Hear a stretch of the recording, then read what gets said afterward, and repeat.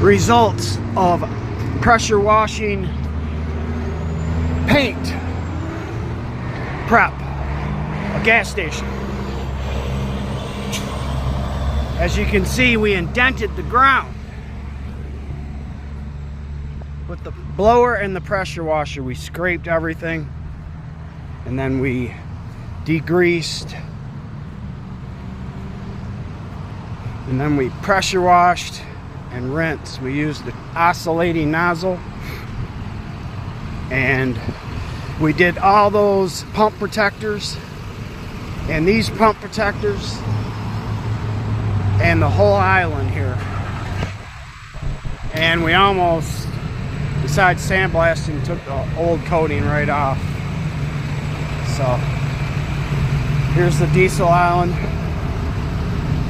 No diesel, no grease. Hot water works every time, and so does our degreasers. Look at how great of a job that is.